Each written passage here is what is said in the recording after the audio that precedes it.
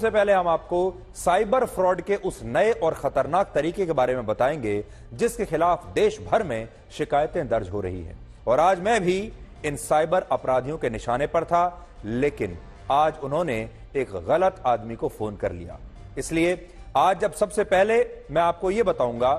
कि जब इन साइबर अपराधियों ने मुझे कॉल किया तो उसके बाद क्या हुआ, आप सब लोग ध्यान से सुनिएगा। और अभी तक तो हम दूसरों की कहानी। नंबर पर एक कॉल आया और ये एक कंप्यूटर जनरेटेड वॉइस कॉल था, जिसमें मुझे बताया गया सब कुछ इस तरह से हो रहा था जैसे ये कॉल साइबर अपराधियों से नहीं बल्कि कस्टम्स डिपार्टमेंट से ही आया है। अब जो व्यक्ति मुझसे बात कर रहा था वो इतना ट्रेंड था बात करने में, मुझे थोड़ी देर के लिए ऐसा लगा जैसे कॉल सेंटर से बहुत ही जो ट्रेंड लोग आपसे बात करते हैं, बहुत सभ्य होकर बात करते हैं और पूरी प्रैक्टिस होती है उन्हें, कहीं भी वो हिचकिचाते नहीं हैं, कहीं भी रुकते नहीं हैं, कहीं भी लड़खड़ाते नहीं हैं, वो जानते उन्हें क्या कहना है। तो बिल्कुल ऐसा लगा जैसे कोई कॉल सेंटर का ट्रेंड आदमी मुझसे बात कर रहा है पूरे कॉन्फिडेंस के साथ। हालांकि कुछ देर के बाद जब इस व्यक्ति को यह लगा कि शायद वो फंस सकता है तो उसने इस कॉल को डिस्कनेक्ट कर दिया। लेकिन इस दौरान मैं उसकी पूरी बातचीत को रिकॉर्ड कर रहा था और जब उसमें ड्रग्स हैं,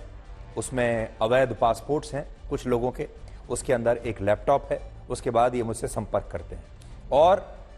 ये व्यक्ति मुझसे कहता है कि अभी तो मैं बोल रहा हूं कस्टम्स डिपार्टमेंट से, अब मैं आपको आपकी शिकायत करने के लिए सीधे पुलिस के साथ कनेक्ट करता हूं, मैं आपकी कॉल ट्रांसफर कर रहा हूं पुलिस में।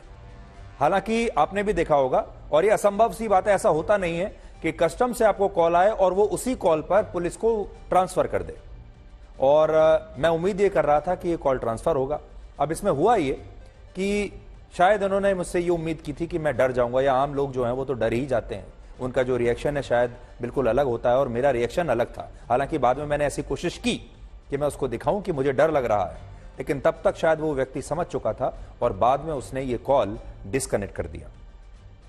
अब देखिए, ये एक नए तरीके का साइबर फ्रॉड है जिसके खिलाफ पूरे देश में अलग अलग जगहों पर शिकायतें दर्ज हो रही हैं। और कुछ महीने पहले दिल्ली में भी बिल्कुल इसी तरह की घटना हुई थी, जहां कुछ साइबर अपराधियों ने एक महिला डॉक्टर से 4.5 करोड़ रुपए ठग लिए थे। पुलिस के मुताबिक एक आरोपी ने पहले नकली पुलिस अफसर बनकर इस महिला को फोन किया, फिर उसे बताया कि उसके नाम से जो पार्सल मुंबई से ताइवान जा रहा है उस पार्सल से ड्रग्स बरामद हुई है और नारकोटिक्स डिपार्टमेंट की टीम ने खुद इस पार्सल की जांच की है और उसे यह भी पता चला है कि इस महिला के नाम पर मुंबई में कुल 23 बैंक अकाउंट्स खोले गए हैं जिनका इस्तेमाल मनी लॉन्ड्रिंग के लिए हुआ है। और इसके बाद यह महिला बिल्कुल डर गई। बड़ी बात यह है कि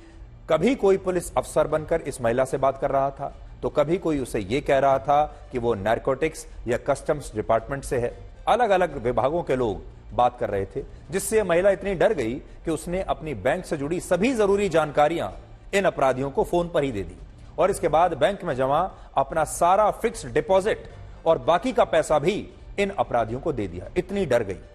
लेकिन बाद में पता चला कि जो लोग दिल्ली की इस महिला डॉक्टर को फोन कर रहे थे वो तमाम लोग साइबर अपराधी थे। अब आप सोचिए, दिल्ली में एक पढ़ी लिखी डॉक्टर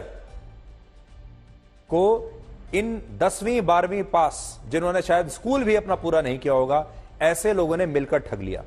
और यह महिला डॉक्टर अकेली नहीं है जिसके साथ इस तरह की धोखाधड़ी हुई है। एक और रिपोर्ट के मुताबिक अकेले दिल्ली में 2500 से ज्यादा लोगों ने इसी तरह के साइबर फ्रॉड के खिलाफ शिकायत दर्ज कराई है और पूरे देश में ही इस तरह के साइबर फ्रॉड्स अब लगातार हो रहे हैं। पिछले हफ्ते Indian cyber crime coordination centre ने अपनी एक नई रिपोर्ट में यह बताया था कि भारत में कस्टमर केयर नंबर से होने वाले ऐसे साइबर अपराधों की संख्या लगभग 43,000 है और यह संख्या हर दिन बढ़ती जा रही है।